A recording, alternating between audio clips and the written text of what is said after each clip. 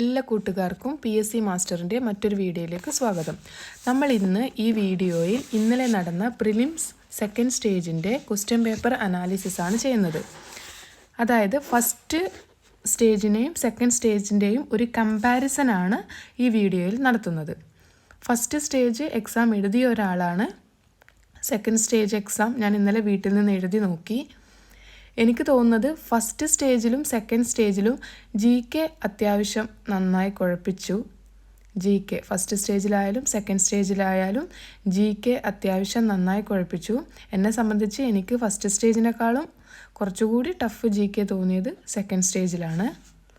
എൻ്റെ ഒരു അനാലിസിസാണ് ഈ വീഡിയോയിൽ പറയുന്നത്.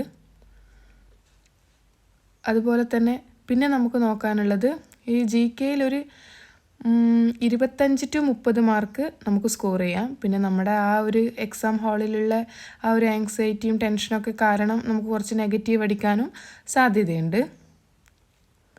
പിന്നെ മാത്സ് ഫസ്റ്റ് സ്റ്റേജിനെ കമ്പയർ ചെയ്യുമ്പോൾ എളുപ്പം സെക്കൻഡ് സ്റ്റേജ് ആയിരുന്നു.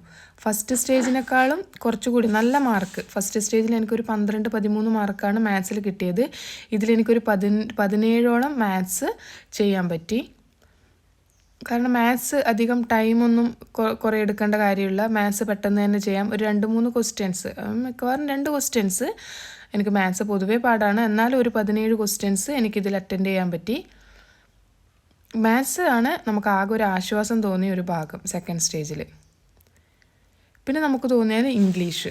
ഫസ്റ്റ് സ്റ്റേജിനെ കമ്പയർ ചെയ്യുമ്പോൾ സെക്കൻഡ് സ്റ്റേജിലെ ഇംഗ്ലീഷും വലിയ കുഴപ്പമൊന്നും ഉണ്ടാക്കിയില്ലെങ്കിൽ കൂടി എനിക്ക് തോന്നുന്നു ഫസ്റ്റ് സ്റ്റേജിലെ ഇംഗ്ലീഷാണ് കുറച്ചുകൂടി ബെറ്റർ സെക്കൻഡ് സ്റ്റേജിനെ വെച്ച് നോക്കുകയാണെങ്കിൽ.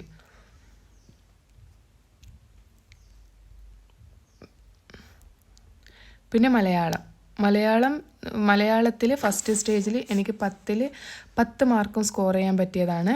ഇതിലിപ്പോൾ ഒരു 10-ൽ 6 മാർക്ക് മാത്രമേ എനിക്ക് മലയാളത്തിൽ സ്കോർ ചെയ്യാൻ പറ്റിയിട്ടുള്ളൂ. മലയാളം കുറച്ച് പാടായിരുന്നു. ഫസ്റ്റ് സ്റ്റേജിനെ കമ്പയർ ചെയ്ത് നോക്കുമ്പോൾ മലയാളം ഇച്ചിരി പാട് തന്നെ ആയിരുന്നു. എന്നെ സംബന്ധിച്ച് കുറച്ച് നല്ല പാടായിരുന്നു മലയാളം.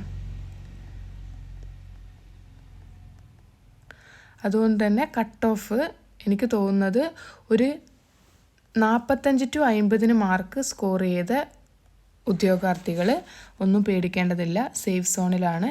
കട്ട് ഓഫ് ഒരു 45 to 50 മാർക്ക് മാത്രമേ വരുള്ളൂ എന്നാണ് എനിക്ക് തോന്നുന്നത്.